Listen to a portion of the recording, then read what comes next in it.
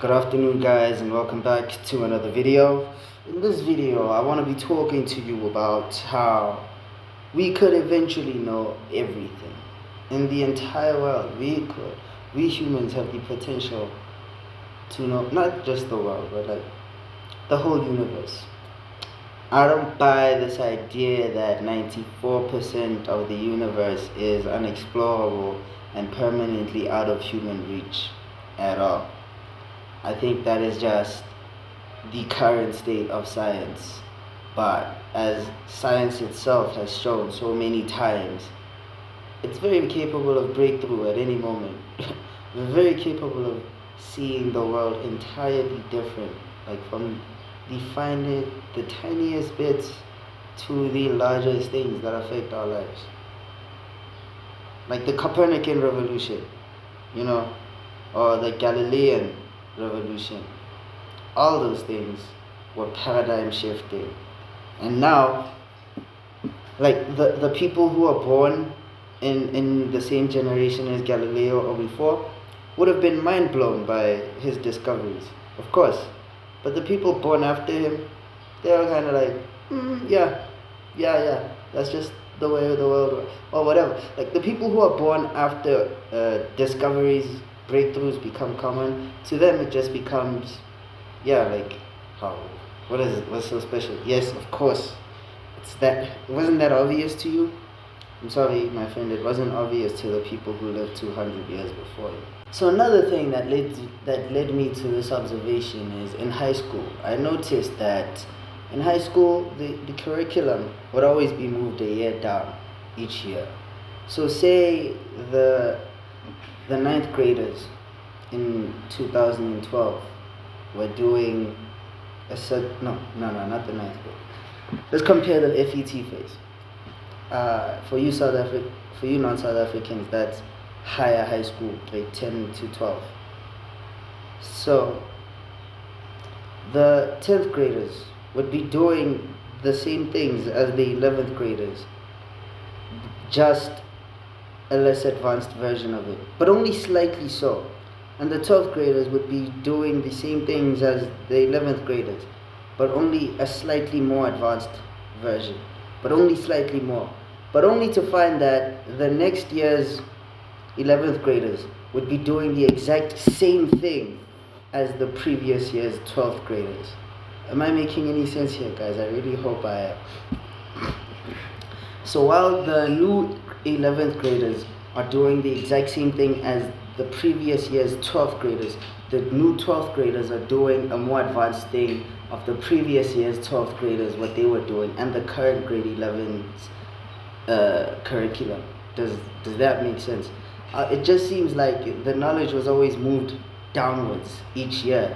As they were discovering more and more, they were like, okay, the younger kids need to know this, because by the time they get to here, they need to have this much. But so when you think about it, like, here's another example, guys. Say my uncles,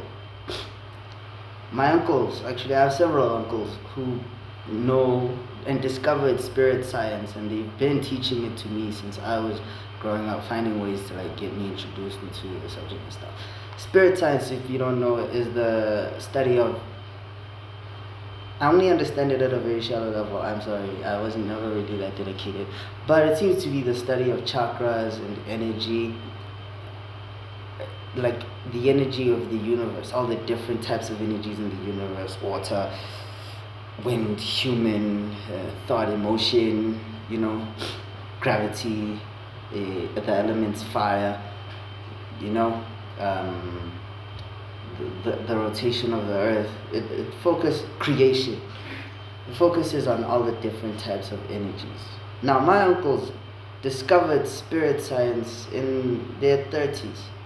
The dude who first made spirit science so widely publicized was in his 40s when he first published. Now he was maybe in his mid 30s when he had a spiritual breakthrough, and only years after that was he able to codify it into words well enough that he could teach it to other people. Now, all of the people before 1980 had no clue, or at least there were so many more people before 1980 who had no clue of spirit science. After this publishing, it now becomes common knowledge, or at least it goes into the general public. Give it a few years, now it's common knowledge.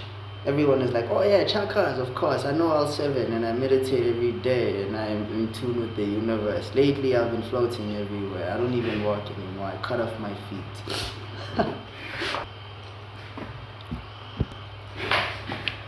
Holy fucking shit, really? Yeah, I'm sneezing like mad, vandaag. Okay, so here's the spirit science dude. I forgot his name. I'm not gonna go and search it now. Okay, I haven't read spirit science in a long time. I just thought of this example now. He discovered it in man, like fuck, like this flu is really fucking me up. He discovered it in his like mid-30s.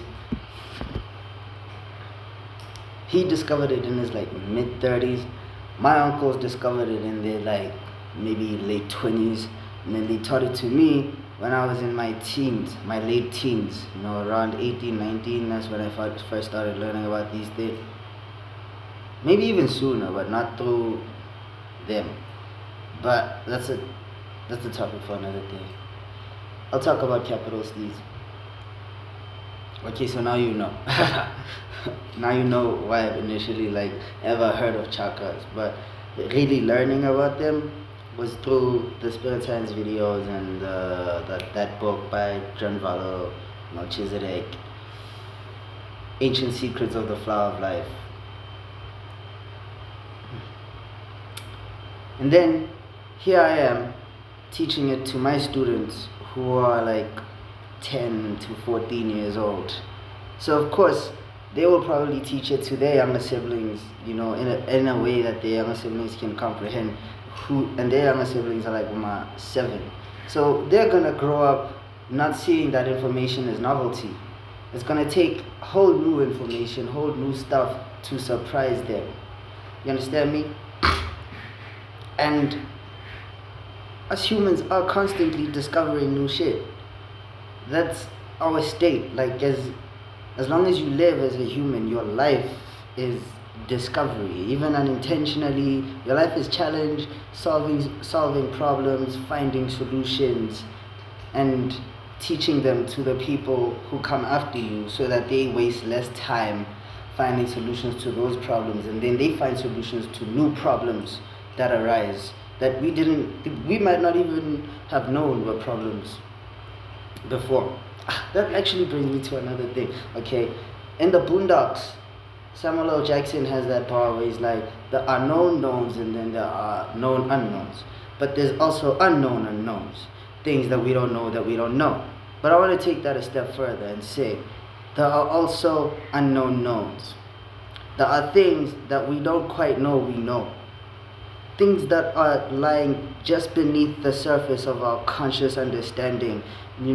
Our subconscious mind is constantly collecting new information about the world. And of course it has to happen subconsciously. If it happened consciously, you would crash as a human. But your subconscious mind is controlling a lot. Your brain is observing way more than you think. All the sounds it's filtering out, it's still capturing somewhere. Now, eventually, if you give yourself enough silence, those ideas start coming to the fore. All the random pieces of information, that were just data, all the random pieces of data now start becoming a comprehensive picture of information in your brain. And then, only once the data becomes information does the unknown known become a known known. And then you realize, it's almost like, how have I never seen that before? That's what it is. Whereas discovery is, I never knew this was even possible. Finding the unknown known is more like, how did I not see this sooner? That's all it is.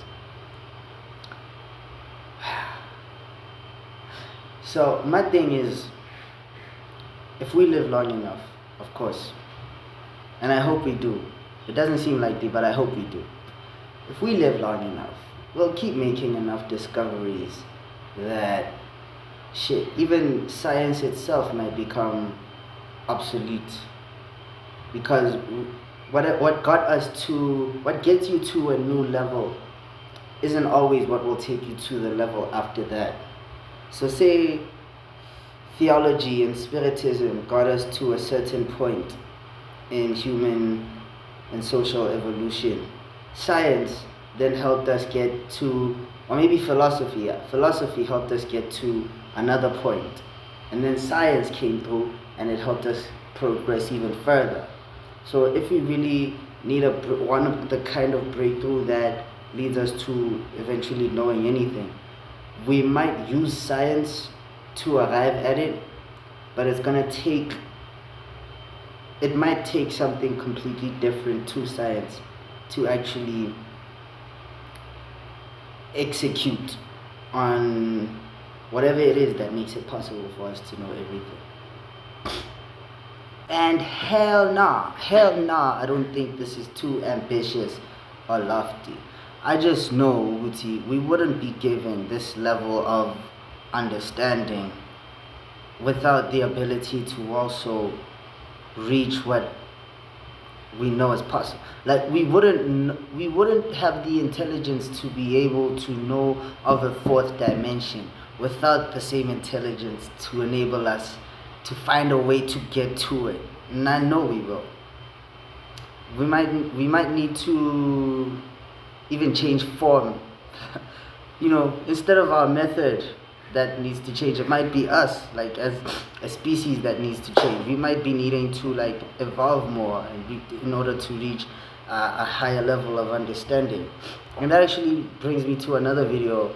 I was talking about Noah Lyles and how every world record eventually gets broken. It's like the best of the species. Even if it doesn't seem like the human race, is evolving, like the best of us, they are always taking the bar a little higher, and that's what I consider evolution. There's always someone who comes along and is smarter than the guy who was the smartest before, is faster than the guy who was the fastest, stronger than the guy who was the richer. I don't mean to sound sexist. I just like, come on. You get what I mean? There's always someone who comes along and does it better. And I'm glad for that human ability for us to, I'm grateful for the human ability for self-improvement. Thank you guys.